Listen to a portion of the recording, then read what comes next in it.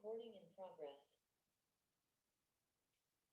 Buenos días, mi nombre es María Guadalupe Hernández Rodríguez, soy ingeniera industrial eléctrica y vengo representando al Tecnológico de Chihuahua 2.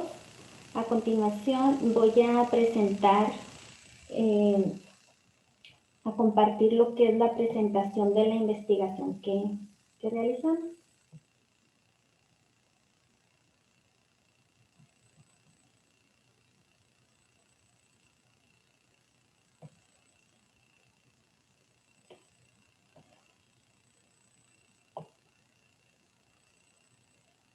Muy bien. El tema de la investigación es disposición de cubrebocas, mascarillas o respiradores después de ser utilizados para minimizar el impacto ambiental y contagio por COVID-19. En diciembre del 2019, como bien sabemos, hubo un brote epidémico de neumonía de causa desconocida en Wuhan, China. La rápida expansión de la enfermedad hizo que la OMS el 30 de enero del 2020 la declarara una emergencia sanitaria de preocupación internacional. Dicha enfermedad fue nombrada coronavirus SARS-CoV-2 o COVID-19. Y fue en marzo del año pasado, del 2020, que la enfermedad se hallaba ya en más de 100 países a nivel mundial y fue reconocida como una pandemia por la OMS. Las vías principales de transmisión son por contacto y por las gotículas respiratorias que se generan al hablar, al toser o al estornudar, las cuales tienen la capacidad de alcanzar una distancia de más de 1 metro. ¿Sí? Además, estas gotículas se pueden depositar en las superficies donde el virus puede permanecer viable, lo que significa que el entorno inmediato de una persona infectada puede ser una fuente de transmisión. Aquí vemos la ejemplificación. Vemos los ejemplos de que a distancias muy cortas o a más de 1 metro todavía, una persona que se encuentra hablando o tosiendo, estornudando, pues puede contagiar a otra persona a través de las pequeñas gotículas respiratorias, las cuales viajan más de 1 metro y pueden ser respiradas por otra persona. También se sabe que dichas gotículas pueden durar suspendidas y se depositan en la superficie. Y ahí pues pueden durar un tiempo y pues podemos, al tocar dichas superficies, podemos contagiarnos también.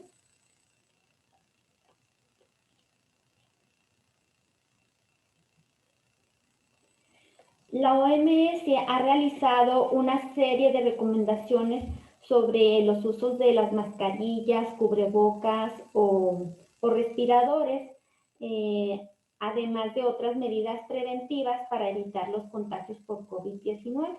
Dichas medidas pues ya son conocidas por todos, como es el distanciamiento social, que debemos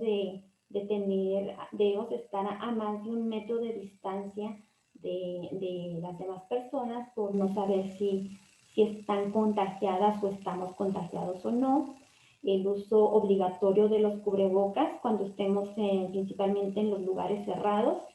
El lavado continuo de nuestras manos y uso de gel antibacterial. También yo recuerdo que desde los anteriores contagios que se habían tenido por la influenza H1N1, ya se nos había hecho la recomendación sobre cómo debemos de cubrirnos al toser o al estornudar.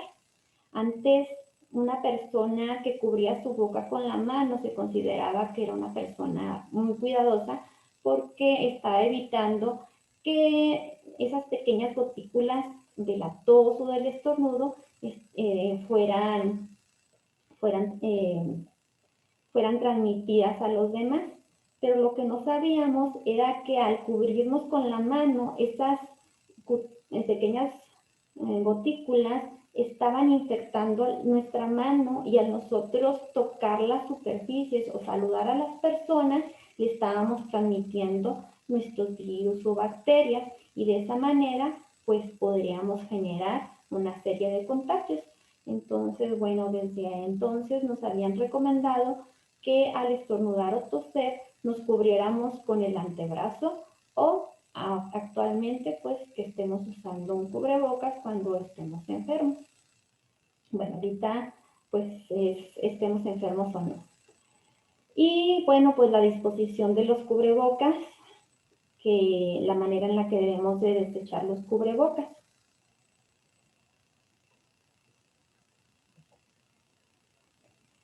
Bueno, las mascarillas más recomendadas, las que más se han utilizado durante la pandemia por su efectividad, es la KN95 y los cubrebocas quirúrgicos de 3 capas. Son los que más se han solicitado y que hemos visto que más han usado. Bueno, los inicios del uso de los cubrebocas fue a partir de 1890, que pues el uso de las mascarillas comenzó a hacerse común entre aquellos que se dedicaban a realizar operaciones. El doctor Guillermo Murillo Godínez, en su breve artículo Las gotículas de Floch, explica lo siguiente, lo que ya habíamos mencionado anteriormente, que las gotículas alcanzan una distancia de al menos 1 metro, aun si se habla en voz baja, que estas gotículas quedan suspendidas en el aire durante media hora y después se establecen en la superficie.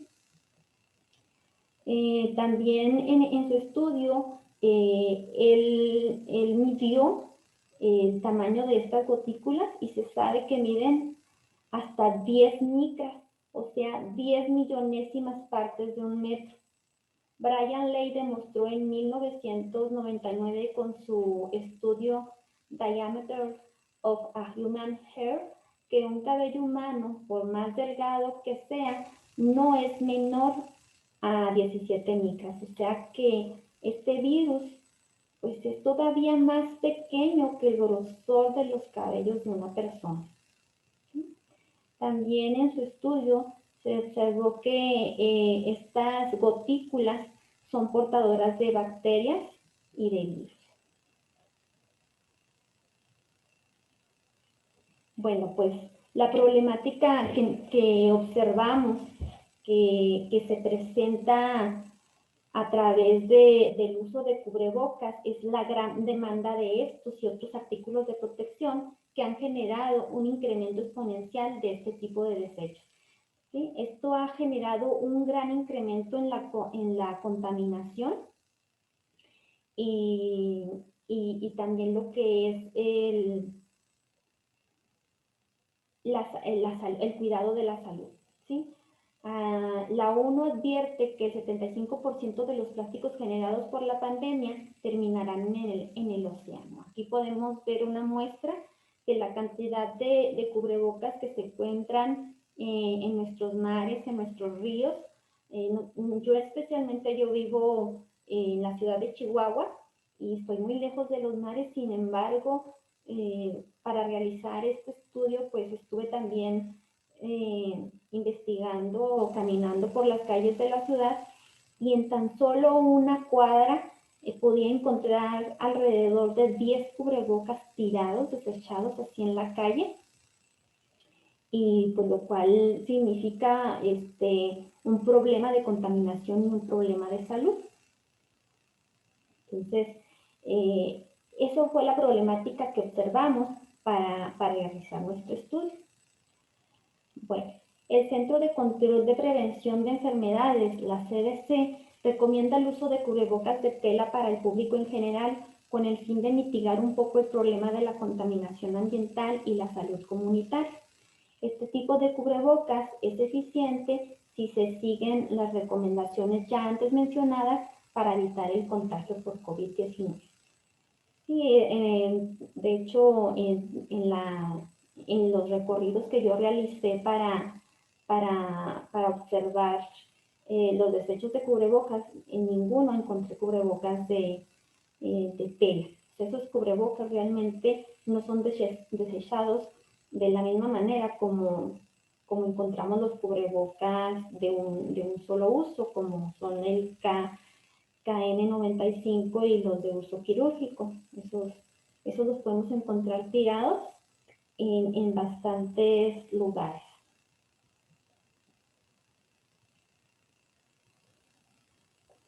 Bueno, los desechos de cubrebocas y mascarillas o respiradores, estas son algunas de las recomendaciones que también son dadas por la OMS. Se pide destruir los cubrebocas con tijeras y colocar los pedazos en una bolsa de plástico anudada.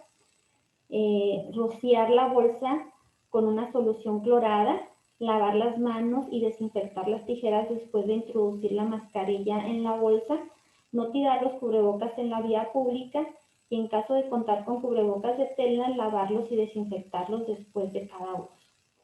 Estas son las principales recomendaciones para el desecho de los cubrebocas, mascarillas o respiradores. Con eso también evitamos contagiar a las personas que dan el servicio de recolección de basura. O sea, si nosotros tratamos de manera especial nuestros cubrebocas, podemos evitar que esas personas estén en contacto directo con ellos y puedan también ser contagiados de dicha enfermedad. Pues aquí una de las recomendaciones que se hacen es tener contenedores especiales o de uso exclusivo para los contenedores y demás materiales utilizados durante la pandemia, como son los guantes, las caretas y pues especialmente los cubrebocas o mascarillas, que es lo que más utilizamos. Bueno, la propuesta que se hace para dar solución a este problema que nosotros encontramos es establecer convenios con empresas que manejen hornos en producción y en su producción y que éstas estén bien reguladas con sus normas en cuanto a las emisiones al medio ambiente. Estas empresas de este tipo buscan combustibles alternos para reducir costos y ayudar al medio ambiente al no quemar combustibles fósiles. Entre las empresas que utilizan este tipo de hornos se encuentran las cementeras y las productoras de pisos y cerámicas. Bueno, yo tengo contacto con una persona que trabaja en una cementera y desde hace tiempo yo sabía que ellos utilizaban materiales alternos para sus hornos con el fin de minimizar costos y también minimizar la contaminación ambiental. ¿De qué manera minimizan los costos?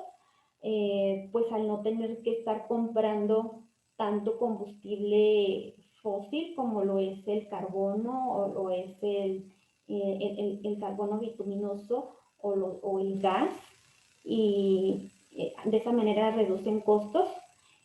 También están reduciendo la contaminación porque pues para generar el carbón, el gas, los combustibles, pues por lo regular se quema energía y se genera dióxido de carbono que se emite al medio ambiente. Entonces, los combustibles alternos que ellos utilizan por lo regular son producidos o son generados por las maquiladoras. Estas empresas cementeras tienen convenios con algunas maquiladoras para que dichas maquiladoras les proporcionen sus desechos, sus stocks que tienen en sus stocks y las cementeras los utilizan como combustibles alternos. Estos combustibles alternos no son pagados por la cementera, al contrario, las maquiladoras, las empresas, pagan a las cementeras porque ellas traten estos materiales, ya que es más costoso para ellos el pagar a los rellenos sanitarios que pagarle a las cementeras para que estos los traten como combustibles alternos. Nosotros la idea no sería pagarle a las cementeras, sino hacer un convenio en el que no sea necesario que se le pague a las cementeras, puesto que no tenemos los recursos como para estarle pagando a una empresa de esa índole. Bueno, las altas temperaturas utilizadas por los hornos cementeros en el proceso de clinkerización va desde los 1200 hasta los 1450 grados centígrados. Eso los hace una excelente opción para la quema de basura industrial, como los plásticos, el papel, los textiles, etcétera, y la biomasa como la madera, el acerrín, la cáscara de nuez, etcétera, lo que contribuye a que estos residuos no lleguen a los rellenos sanitarios y al mismo tiempo aprovechan el poder calorífico que estos generan. ¿Sí? Se aprovecha como combustible para dichos hornos. Para llevar a cabo el proceso de sustitución de carbono por combustibles alternos es necesario hacer una caracterización de los materiales que ingresan al proceso de combustión, los cuales consideran el contenido de cloro y azufre entre los principales componentes, ya que estos pueden generar inestabilidad en los hornos o en el proceso del horno. Bueno, la siguiente diapositiva nos está mostrando lo que es el proceso de producción de cemento. Es al menos una de las pantallas que manejan. En estas pantallas se controlan el proceso de la producción de cemento, controlan lo que son los molinos, los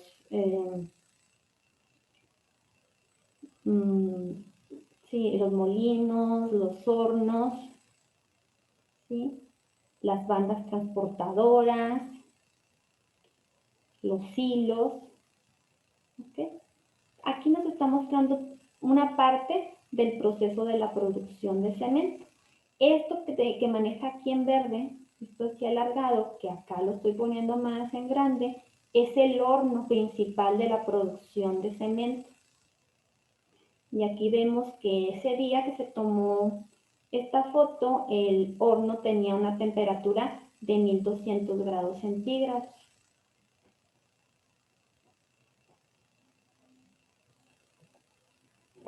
Bueno, debido al material que están hechos los cubrebocas, las mascarillas o respiradores, no presentan contenidos de estos compuestos, o sea, no presentan lo que es el cloro y el azufre, por lo que es posible utilizarlos como combustibles alternos para el horno.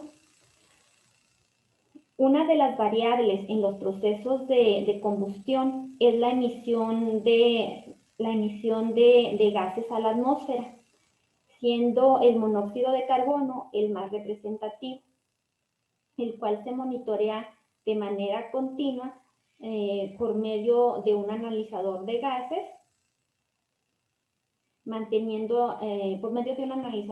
Bueno, aquí, como vemos, sigue siendo la misma diapositiva, pero aquí está lo que es el analizador de gases.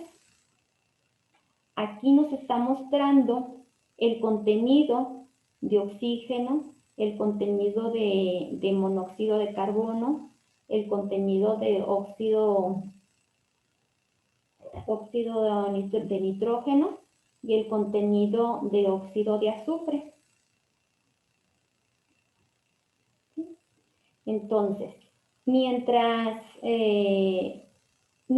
el oxígeno se mantenga en valores superiores al 2%, el contenido de los gases se asegura, en el contenido de los gases se asegura el contar con un buen proceso de combustión. ¿Sí? Aquí vemos que el contenido del oxígeno era superior al 2%, o sea, el oxígeno en estos gases era superior al 2%, lo que nos garantizaba una buena combustión y el que no se estén emitiendo una gran cantidad de dióxido de carbono o gases contaminantes hacia el medio ambiente. Con esto estamos teniendo un buen control de esas emisiones.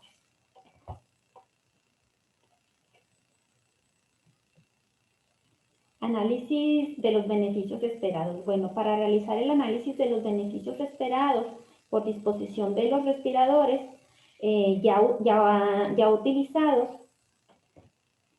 en este caso para ser utilizados como combustibles alternos, se realiza la medición del peso unitario, ¿sí?, de cada uno de los cubrebocas, respiradores que se analizan mediante una balanza de alta precisión.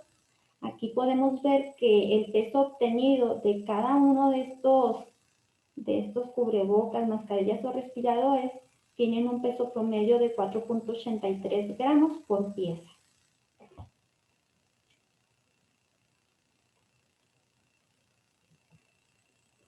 Bueno, posteriormente se determina el poder calorífico del material del cual está hecho un respirador. Esto se hace mediante un equipo calorímetro de marca LECO modelo AC500.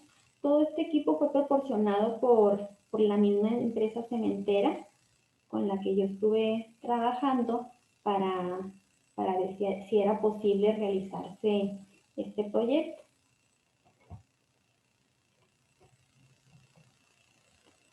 Bueno, se observó que el poder calorífico arrojado por una mascarilla fue de 13.596.5 BTUs por libra, lo cual equivale a 7.559.58 kilocalorías por kilogramo, el cual es ligeramente mayor al del carbón bituminoso utilizado como combustible primario.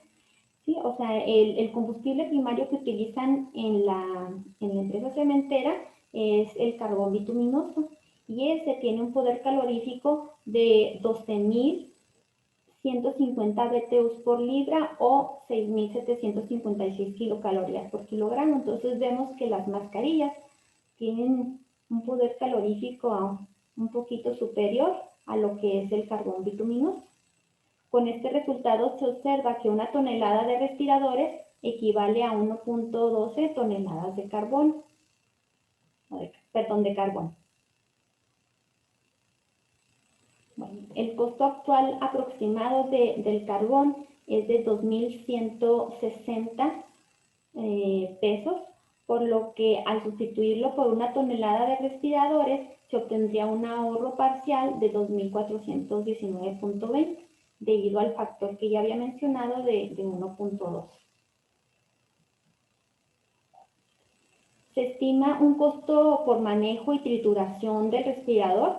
Los respiradores pues no entrarían directamente al horno. Antes de entrar al horno se tiene que triturar, se tiene que procesar, ¿sí? Debe ser reducido a un tamaño que optimice su combustión en el quemador y este costo es aproximadamente de 650 pesos por tonelada.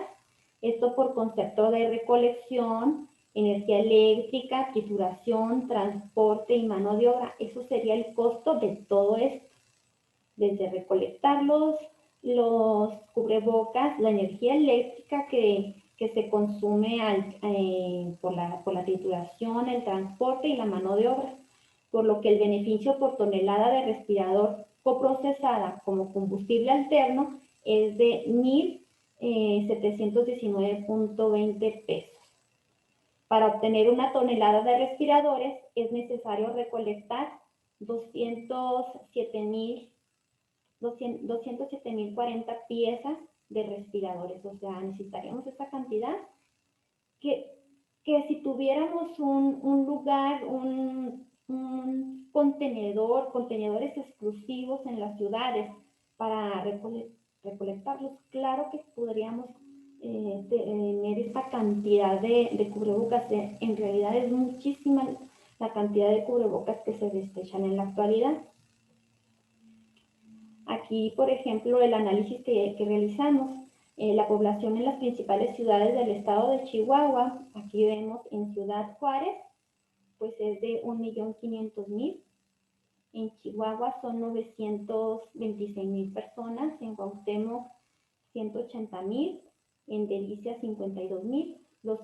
Estas son las principales ciudades, no estoy contemplando pues todas las demás regiones del estado de Chihuahua, pero considerando las principales ciudades nos darían un total de 2.758.000 personas. Si se estima que en promedio cada habitante genera o utiliza 4 respiradores, ¿sí?, o desecha 4 respiradores al mes, y se recupera al menos el 50% de estos, ¿sí?, porque como hemos mencionado, mucha gente desecha los cubrebocas en la calle, o sea, no les da no hace una buena disposición de los mismos después de haber sido utilizados. Entonces, si al menos recuperamos el 50% de los cubrebocas para ser coprocesados, para generar energía, obtenemos 5.516.000 piezas, lo que significa 26.64 toneladas, que aportarían un ahorro de 47.801.43 pesos al mes, y al año nos representaría un ahorro de 573.617.11 pesos. Bueno, estas empresas que tratarían con estos materiales para utilizarlos como combustibles alternos deben de estar bien regulados en cuanto a sus normas, en cuanto a lo que son las emisiones hacia el medio ambiente. Entonces, las principales regulaciones en materia de residuos y emisiones que manejan este tipo de empresas, pues por mencionar algunas, son las siguientes: la Ley General de Equilibrio Ecológico y Protección al Medio Ambiente, Ley de Equilibrio Ecológico y Protección al Medio Ambiente, en este caso del estado de Chihuahua, Ley General para la Prevención y Gestión Integral de los Residuos, el reglamento de la Ley General para la Prevención y Gestión Integral de los Residuos, Ley para la Prevención y Gestión Integral de los Residuos del estado de Chihuahua. Esto pues dependería de cada estado. La norma 052 de Semarnat, la norma 054 también de Semarnat, la 087, la norma 161 de Semarnat, la 085, la 040 de Semarnat, y algunas otras leyes también, como la Ley General del Equilibrio Ecológico y Protección al Medio Ambiente, Ley de Equilibrio Ecológico y Protección al Medio Ambiente del estado de Chihuahua, reglamento de la Ley General de Equilibrio Ecológico y Protección al Ambiente en materia de prevención y control de la contaminación de la atmósfera, y pues Semarnat en 07033C y Semarnat 07033F, por mencionar algunas, porque realmente son muchas las normas y leyes que tienen que manejar estas empresas para que el manejo de estos residuos sea adecuado, las emisiones sean lo menor posible, y al igual que la contaminación que genera. Y bueno, pues como conclusión, de acuerdo con el análisis realizado, se observa que al llevar a cabo el proyecto se espera una reducción de la contaminación debido al desecho de cubrebocas, mascarillas o respiradores. De esa forma estaremos contribuyendo a ayudar al medio ambiente, ya que al menos 5.516.000 piezas serían recolectadas al año para ser coprocesadas para generar energía, lo cual significaría un ahorro de 573.616.11 pesos al año en combustible para el horno de la empresa que decida implementar este proyecto.